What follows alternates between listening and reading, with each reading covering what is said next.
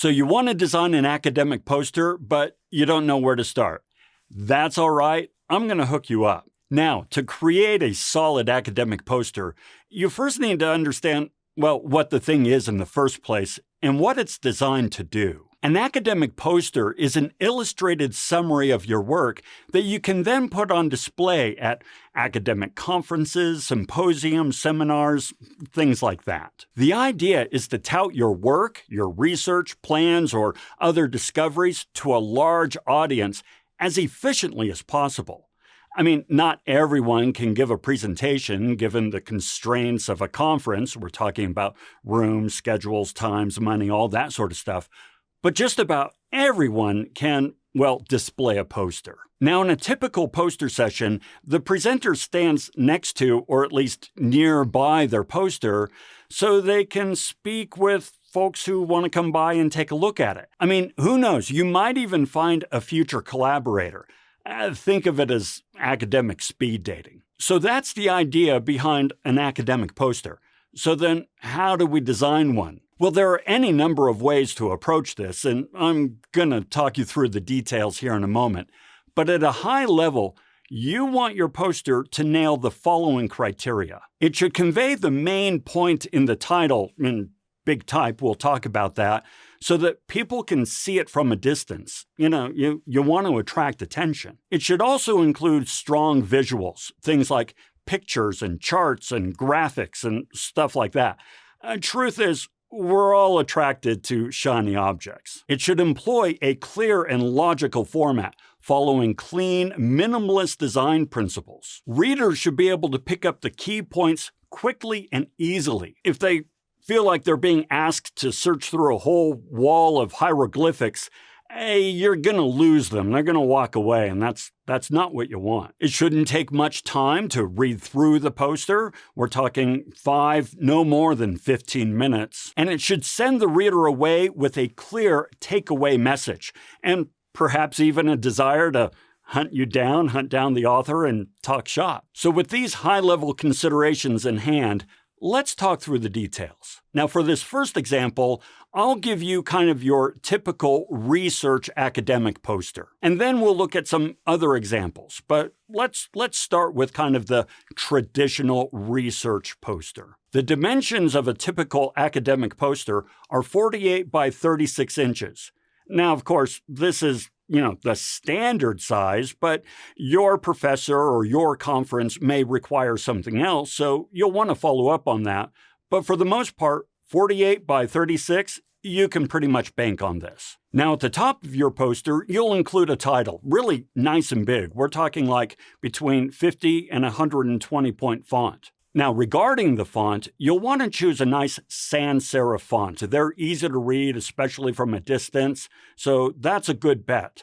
Some favorites are Arial, Century Gothic, Gill Sans, Helvetica, but any sans serif will do the job. You'll then want to list the names of the researchers, the department, institution, and your contact information. You'll then lead with your abstract, followed by an introduction, then your methodology, then of course a good large section for your results. You're doing a scientific research paper after all, so you want to talk about your results, a section for discussion, your references, and then a nice little section for acknowledgments, kind of recognizing those folks who helped you out. You also want to include the graphics we talked about, the pictures and the charts and so forth, so you'll pop those in there wherever it makes sense. And at the end, you're going to have a pretty awesome looking academic poster. Now, of course, this poster was for, say, like scientific research, but you can do a poster on just about any topic. Let me give you a few examples. Let's say you want to do a pestle analysis.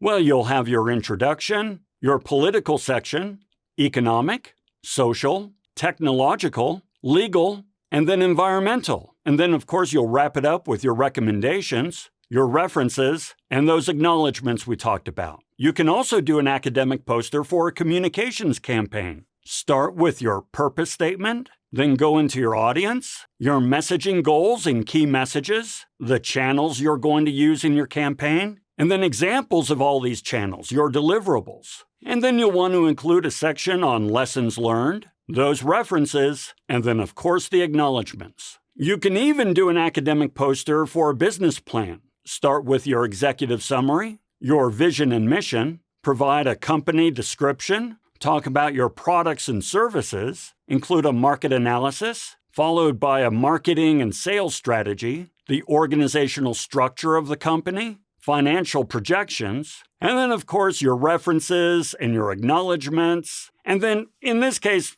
I would probably put the name of the business founders, department, institution, and contact information at the bottom. But you know what? It doesn't matter. It's whatever looks good to you. And like I said, you can do an academic poster on just about anything. It just depends on what the nature of the conference or symposium or seminar is. We're talking things like literary critiques, case studies, competitive analyses, root cause analyses, research proposals, product and market analyses, product evaluation and impact analyses, and just about any other analyses you can think of. It's wide open. Now, once you get your poster all together and it's looking sharp and so forth, you'll want to prepare it for printing. Now, these are big-ass posters, so you can't just hit print or you're going to lose all the quality in your graphics and your pictures and so on and so forth. So you'll need to print it to a PDF. Let me show you how to do this. We're here in PowerPoint. Come up to File and go to Print. And then we want to select Adobe PDF as our printer. Then we select Printer Properties. And then here in the default settings, we change this to High Quality Print.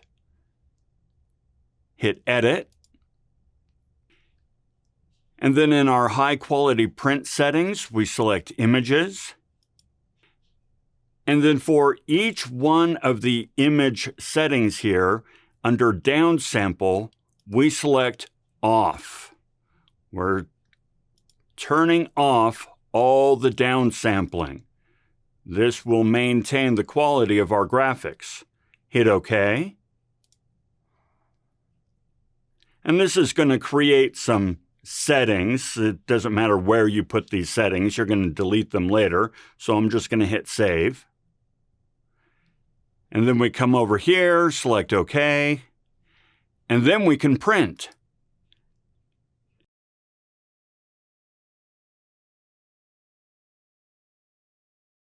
This will create a PDF file that you can then provide to printing services or to whoever's collecting all the PDFs to orchestrate this. You check with your professor. So there you go. I mean, it's not rocket science. So follow these general guidelines, add your own special sauce to the mix, and create a fantastic academic poster that really showcases your work. You deserve it. You worked hard on this crap.